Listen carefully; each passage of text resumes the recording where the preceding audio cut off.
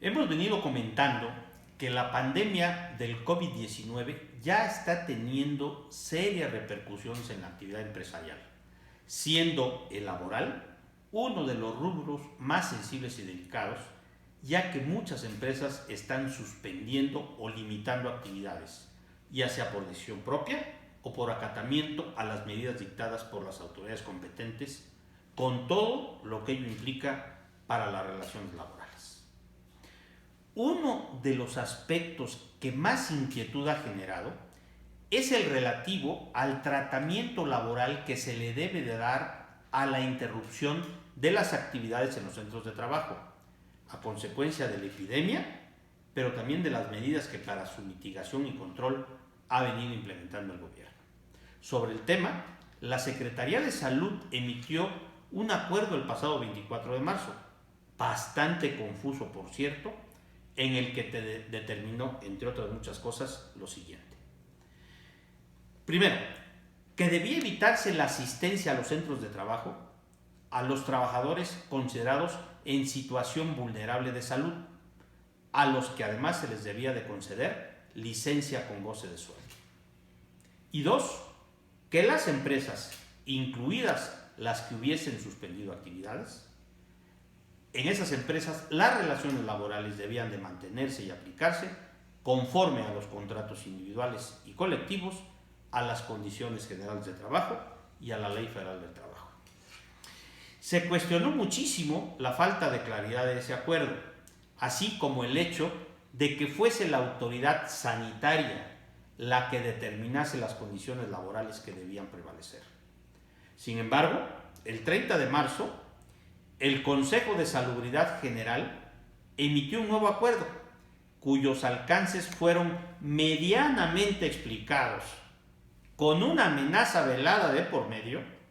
por el titular de la Secretaría de Relaciones Exteriores, sin que yo todavía encuentre dentro de las atribuciones y facultades previstas en la Ley Orgánica de la Administración Pública Federal por lo que hace a la Secretaría de Relaciones Exteriores, la de entrometerse en temas laborales y sanitarios locales para explicar los alcances del acuerdo en mención.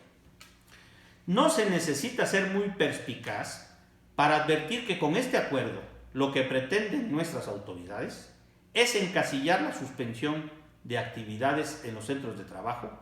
como una suspensión de la relación laboral por causa de fuerza mayor, pues expresamente así se menciona en dicho acuerdo cuando se señala que se declara la emergencia sanitaria por causa de fuerza mayor. Con ello,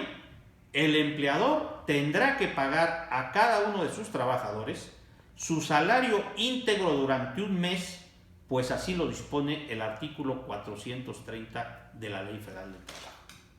Es importante precisar que el acuerdo de ayer no constituye una declaratoria de contingencia sanitaria, por lo que entonces la suspensión de labores no puede encasillar en la fracción séptima del artículo 418 de la ley laboral ya mencionada,